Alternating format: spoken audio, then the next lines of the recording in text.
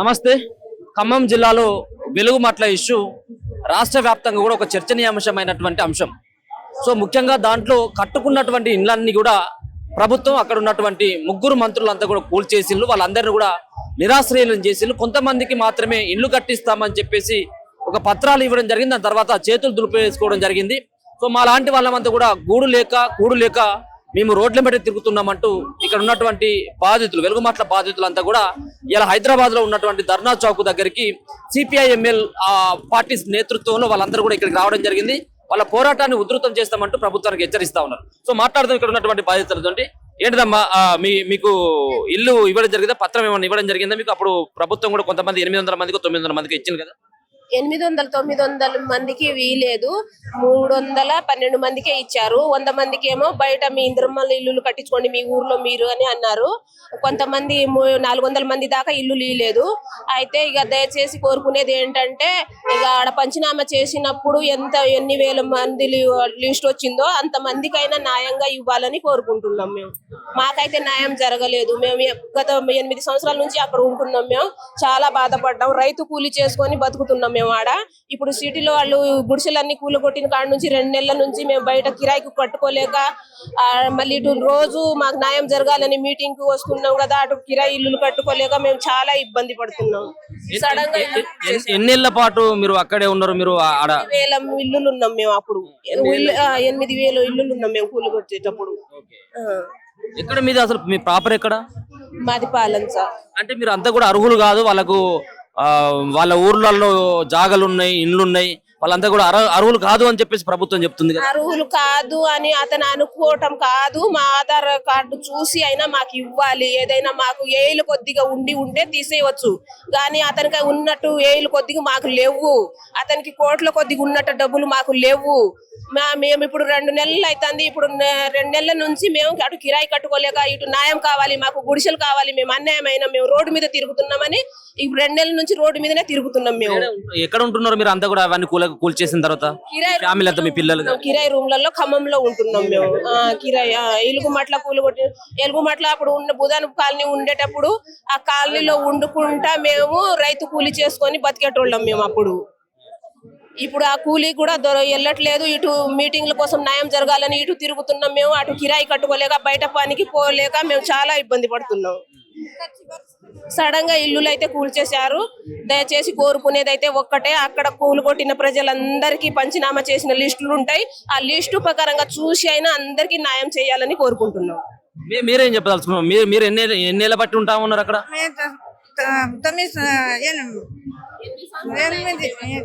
8 సంవత్సరాల నుంచి ఉంటున్నాం. మాకు పంచనామా చేసి మాకు ఇంద్రమ్మ ఇల్లు ఇంటికాడ పోయి కట్టుకోండి, మీరు ఉండబాకండి, ఈడ మీరు జాగా లేదు, ఈడ జాగా మీ కాడ ఉందిగా, మీ ఇంటి కాడ ఉందిగా జాగా, ఆడనే ఇంద్రమ్మ ఇల్లు ఇస్తాం, ఆడ కట్టుకోండి అని. మాకు ఇంద్రమ్మ ఇల్లు ఎందుకు? మేము 9 సంవత్సరాల నుంచి ఆడున్నాం. మరి ఇంద్ర ఇల్లు ఎట్ట కట్టుకోవాలి? ఆడ జాగ ఉంటేనే ఇల్లు కట్టుకునేది. మేము జాగ లేదనే ఖమ్మం వచ్చి బతుకుతున్నాం. ఏదో ఒక అట్టి పనిలో ఏదో ఒకటి బేరం చేసుకొని ఖమ్మంలో రైతు పని చేసుకొని బతుకుతున్నాం. ఆడపోయి ఇంటికాడ పోయి బతుకమంటే ఎట్ట? మాకు ఒక 100 గజాలు ఉండకూడదా? మాకు వాళ్ళకైతే 7 లక్షల కొందికి ఉండాలి, మాకు ఉండకూడదా? అదే మాకు జాగా ఆడనే ఇవ్వాలి, ఆడనే ఇల్లు కట్టుకోవాలి. కూల్చివేతలకు కారణమైనటువంటి వ్యక్తులు ఎవరైనా అనుకుంటా ఉన్నారు మీరు? ఏమో మా మంత్రులే కూలగొట్టారు. ఎవరు కూలగొట్టాడు? మా మంత్రి ముగ్గురు కలిసి కూలగొట్టారు. మాకు ఆడ ఉండకూడదు, ఈ గుడిసెలు ఉండకూడదు, మాకు పెద్ద పెద్ద ఇల్లు కావాలి, మీ ఏదో ఒక చేసుకుంటామని ఆడ గుడిసెలు వేసుకుని మాకు గుడిసెలు వద్దని రెత్రే వచ్చి కూలగొట్టిండు. తుమ్మలే కూలగొట్టిండు. మాకు ఉండకూడదు, ఇల్లు గుడిసెలు ఉండకూడదు, ఈడ ఇల్లు అయితే ఉండకూడదు, పేదలు ఉండకూడదు అని కూలగొట్టిండు. ఇక్కడ చూసుకోవచ్చు, చాలా మంది ఆ బాధితులంతా కూడా ఇక్కడికి రావడం జరిగింది. ధర్నా చౌక్ కి వచ్చి వాళ్ళ సంబంధించినటువంటి నిరసన వ్యక్తం చేస్తా ఉన్నారు. చాలా మంది వాళ్ళందరూ కూడా వాటిపైన ఆధారపడి ఉండడం జరిగింది. అక్కడ ఏదో కూలినాలి పని. మీరు ఇద్దరు కొట్టినా వెలుగుమట్ల బాధితులే. పిల్లలందరూ కూడా ఎత్తుకొని ఇక్కడికి వచ్చారు కదా. మరి ఏం చేయాలి సార్? మమ్మల్ని రోడ్డు మీద వేసిండు రేవంత్ రెడ్డి సార్. పడేసిండు. మాకు మేము కష్టపడి బంగారం పెట్టి మేము కట్టుకున్నాం, మాకు హెల్ప్ చేసే వాళ్ళు ఎవరు లేరు. రెక్కాడితేనే డొక్కాడుతుంది మాకంటే హెల్ప్ చేసేవాళ్ళు లేరు. మేము కష్టపడి కూలి చేసుకుంటాను, ఏ చేసుకుంటున్నాం ఆడే ఎంతో కొంత మీకు కట్టుకున్నాం. 7 సంవత్సరాలు నీళ్ళు లేవు, కరెంట్ లేవు. మాకు మధ్యలో వాళ్ళు వచ్చి ఏం చేశారు, కరెంట్ ఇస్తుంటే తంబాలకు కూడా డబ్బులు ఇచ్చాను, అన్నిటికీ డబ్బులు ఇస్తూనే ఉన్నాం. కానీ ఒక నెలలోనే తంబాలు కూడా కూలిపేశారు, మాకు కరెంట్ కూడా రాలేదు. ఈ పిల్లగాలు గాలి దుమ్ము వస్తే రేకులు లేసిపోయేది, ఎవరి మీద పడేసి వచ్చేది కూడా తెలియదు. అలాంటి బతుకుల స్థితిలో బతికినాం మేము. మాకు న్యాయం చేయాలనుకున్నప్పుడు రేవంత్ రెడ్డి సార్ గారు ఏం చేయాలి, వీళ్ళందరూ పొంగులేటి వీళ్ళందరూ ఏం చేయాలి, మాకు అక్కడ ఇల్లు అయితే ఎవరైతే ఉన్నాయో ఆ బాధ్యతలకి ఏం చేసి అక్కడ ఫోటో తీసుకోవడం, నెంబర్ తీసుకోవడము, ఆ బాధ్యతలకి అది న్యాయం. అంటే 1000 కుటుంబాలలో నువ్వు తీసుకొచ్చి 311 మందికి నువ్వు ఇచ్చేసి అల్ల సగం మందిలో అర్హతలు కానే కాదు, మిగతా వాళ్ళని రోడ్ని పడేసి మాకు ఏడిపియాలనే కదా ఏ ఉద్దేశంతో చేసినవి. ఇలా మాకు 7 సంవత్సరాలు 8 సంవత్సరాలు నీళ్ళు లేక కరెంట్ లేక బాధపడుతున్నాయి. అప్పుడు రాలేదే, మరి ఎవరు రాలేదే? ఈ కష్టపడుతున్న ప్రైజర్ వాళ్ళు ఏడు నుంచి వచ్చింది అధికారం, మీ ఓట్లు వేస్తేనే కదా మీకు అధికారం ఏదైనా వచ్చింది. మాకు న్యాయం చేసిన దాకా మేము ఇట్లా చేస్తాం, పోరాటం చేస్తాం. అదే మా ఇల్లే తేడా గూల్పే చేస్తారు, అదే గుడిసెలో మేము ఉంటాం. పిల్లలు ఎక్కడ ఉంటా ఉన్నారు రాత్రి పూట, మరి ఇబ్బంది కదా. మేము పడ్డాం నెల 15 రోజుల నుంచి బాధపడుతూనే ఉన్నాం. ఇక తట్టుకు పిల్లగాల గురించి దోమలో అమెరికా దాంట్లో తినుకుంటా వండుకుంటా ఎవడో భోజనాలు పెడితే ఇప్పుడు రెంట్ తీసుకొని 2000 రెంట్ రేకుల షెడ్లో ఉంటాను, అక్కడే ఉంటాను ఏరియా దగ్గర పక్కన చుట్టూ ఏరియాలో.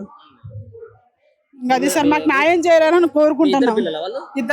ఇద్దరు పిల్లలు. ఏంటి ఇప్పుడు ఏమన్నా అడుగుతా ఉన్నారా పిల్లలు, మనం ఇక్కడ ఎందుకు ఉండడం అంటే? అంటే పాపం అంత తెలియదు కదా సార్, చిన్న పిల్లగాలు. ఆయనకు 1 year బాబు, ఈమెకి 2-3 years.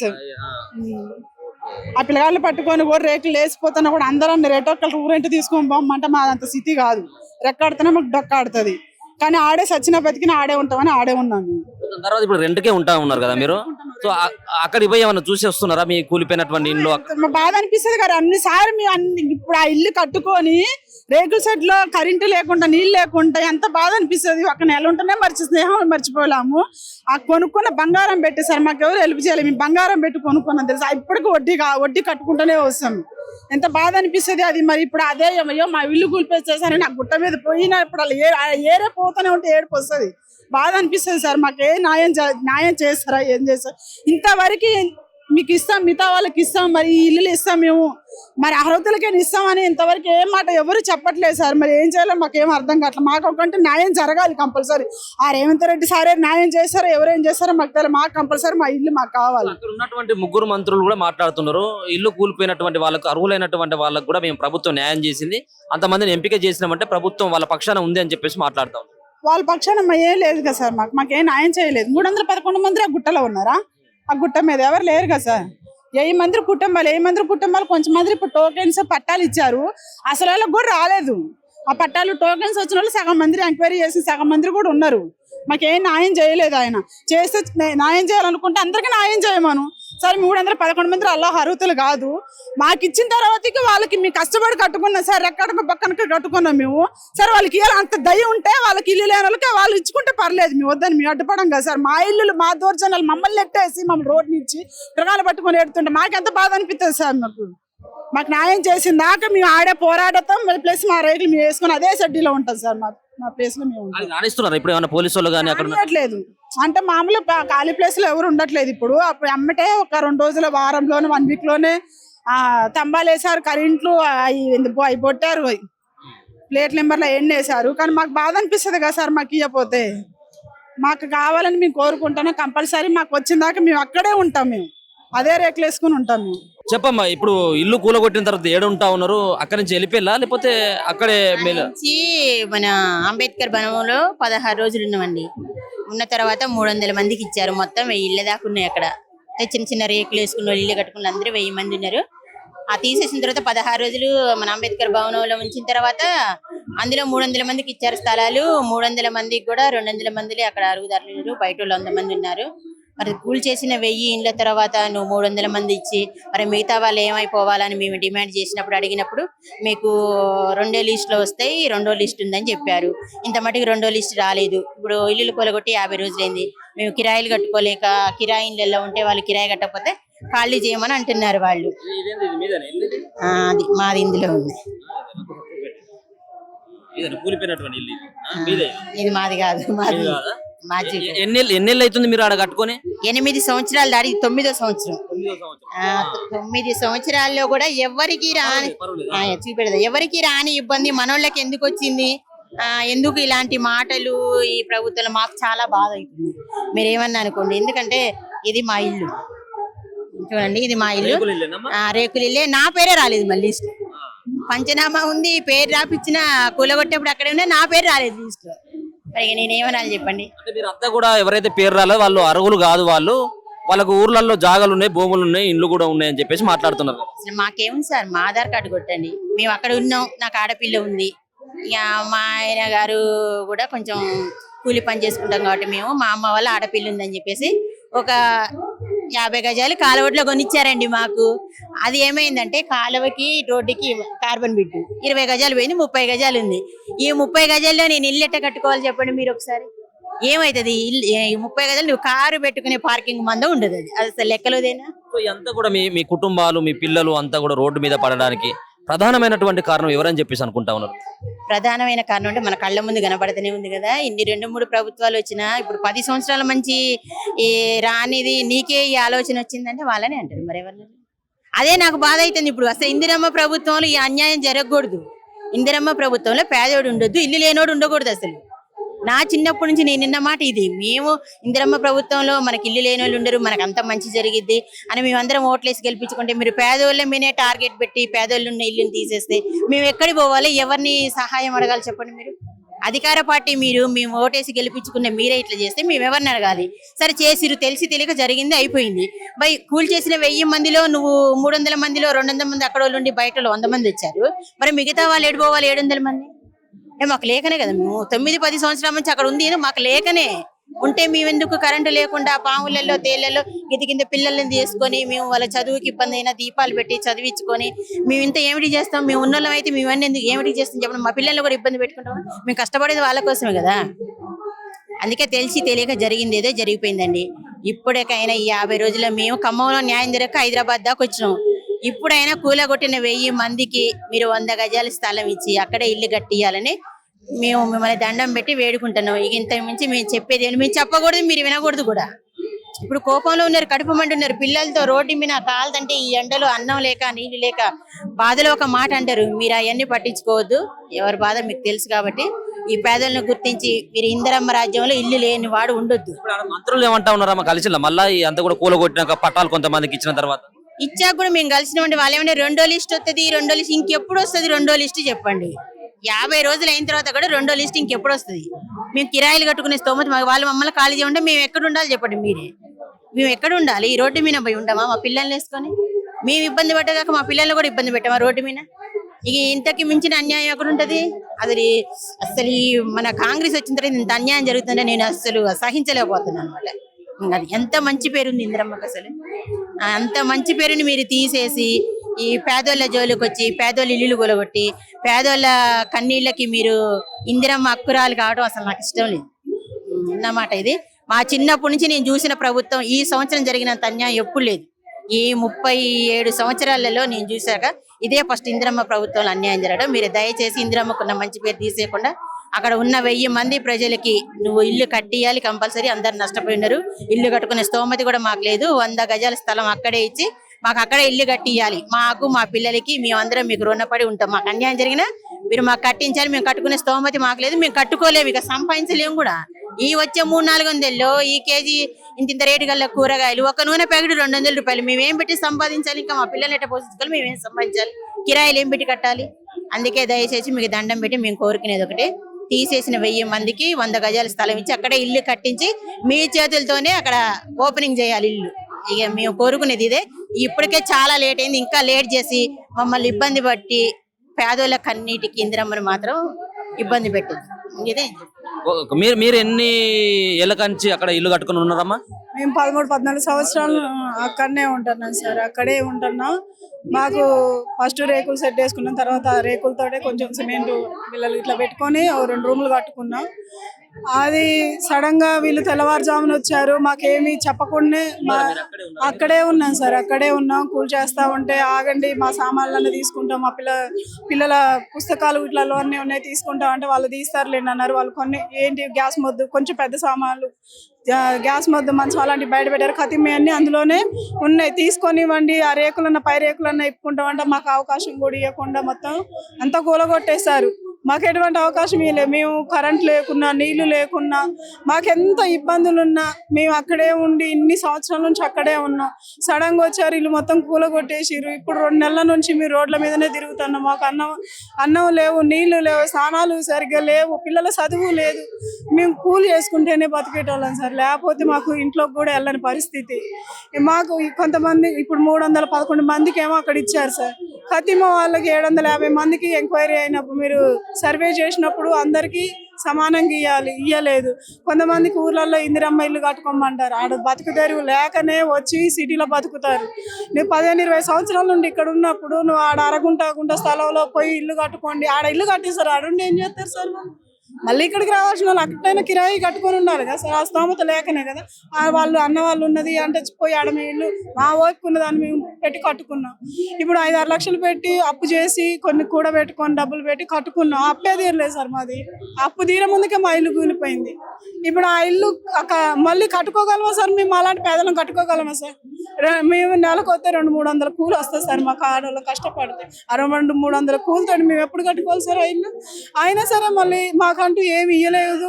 ఇన్నిసార్లు మాకు 5-6 వేలకు ఎక్కువే ఉంటాయి ఇప్పుడు మీ దరఖాస్తులు పెట్టడానికి, ఈ తిరగడానికి, ఆటోలు ఖర్చు కానీ మస్తు అయితే డబ్బులు. కానీ మమ్మల్ని పట్టించుకునే నాదులు లేదు సార్. మా కాడున్నది మంత్రులు 3 ఉన్నారు. కానీ మా బాధ మా గోడ అసలు వాళ్ళకి అర్థం కావట్లేదు సార్.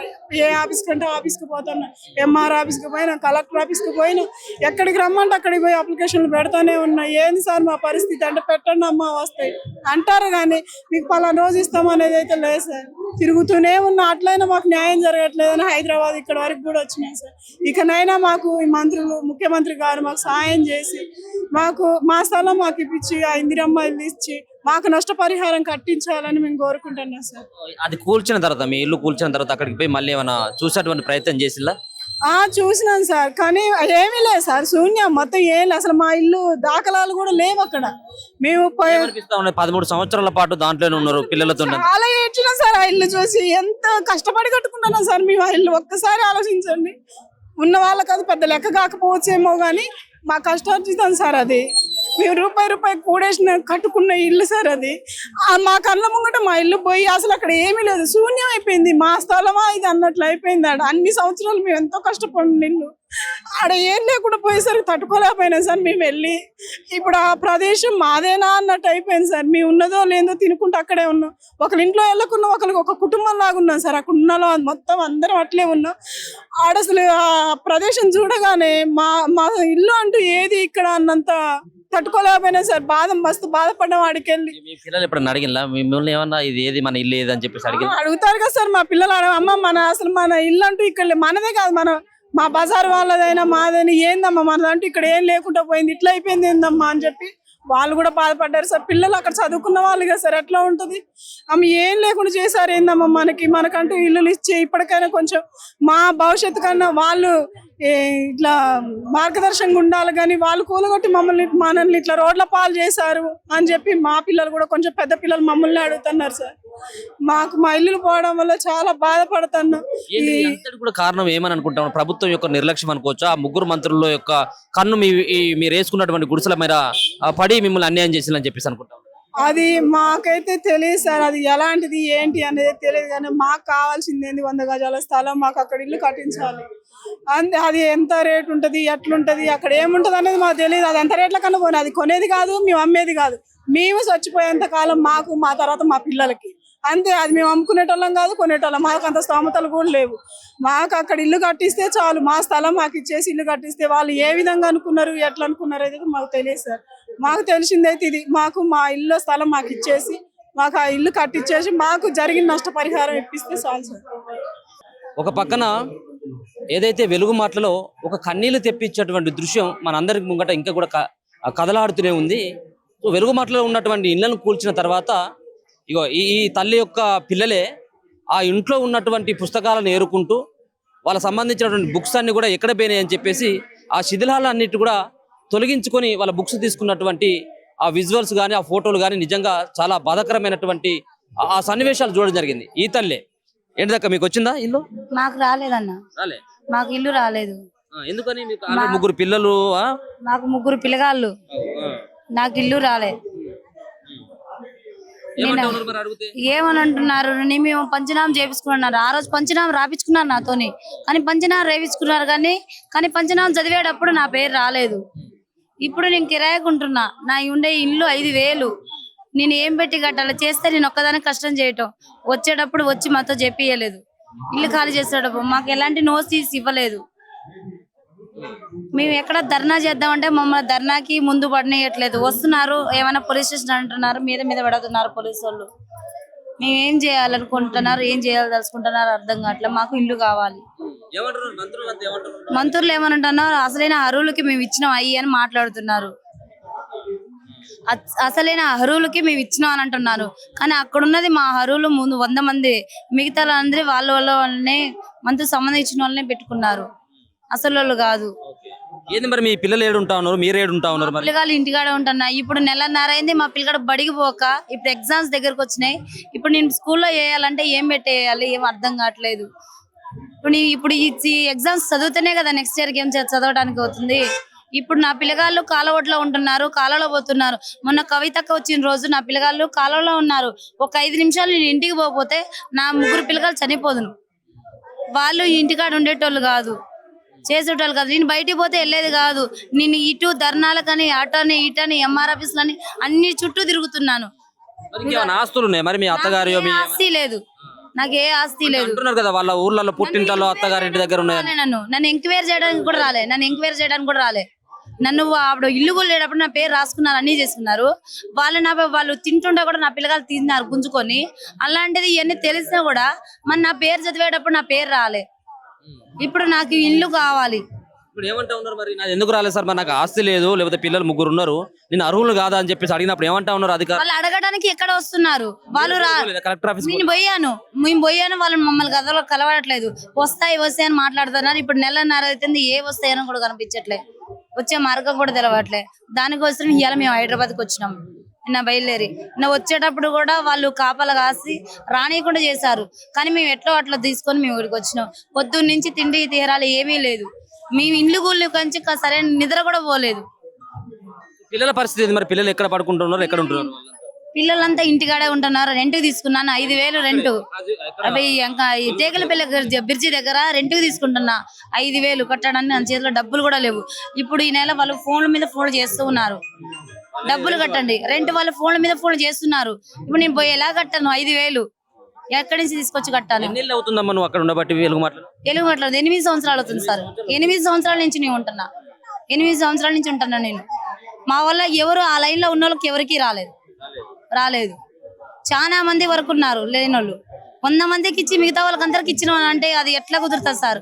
మరి అందరికి ఇస్తాం, మేము ఎందుకు రోడ్డు మీద పడతాం? రోడ్డు మీదకి ఎందుకు పడతాం? మేము ఎందుకు వచ్చి అడుగుతాం? మాకు వస్తే మాకు సంతోషమే కదా. నమ్మకం లేదు. ఇప్పుడు వాళ్ళంతా కూడా ప్రభుత్వ పెద్దలు, మీ జిల్లాలో ఉన్నటువంటి 3 మంత్రులు కూడా చెప్తా ఉన్నారు. నమ్మకం లేదు మాకు. వచ్చేసి మేము వచ్చిన దగ్గర చూసి మా ఇస్తే అప్పుడు మా నమ్మకం. మేము ఎప్పటికీ ఇచ్చిండు మా అన్న అనుకుంటాం. మాకు దారి చూపించాలి.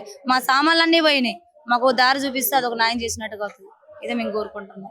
ఇప్పుడు మరి ఇక్కడ దానికి ఎవరు తీసుకురావడం జరిగింది? ఏంటి మరి మీ నెక్స్ట్ ప్రోగ్రామ్? మేము వచ్చినాము, మేమందరం కలిసి ఇక్కడ ధర్నా జరుగుతుంది, రేవంత్ రెడ్డికి మేము ఇచ్చి మాట్లాడి వద్దాం అన్నట్టుగా ధర్నా కానీ మేము ఇక్కడికి వచ్చినాం. ఇక్కడన్నా న్యాయం జరుగుతుందని వచ్చినాం. మరి ఏ న్యాయం జరుగుతుందో ఏమో చూడాలి సార్. నాకు 3 పిల్లగాళ్ళు, మేమేం చేసి బతకాలి? నేను ఎట్లా కట్టుకోగలను రెంట్? ఇప్పుడు నెల రెంట్ కట్టలేదు. వచ్చే నెల వచ్చేసి ఇప్పుడు ఈ నెలలో ఖాళీ చేయాలంటారు. అప్పుడు నేను ఎక్కడికి వెళ్ళగలను? ఏం కట్టుకోగలను? అది నాకు ఇల్లు కావాలని కోరుకుంటున్నాను.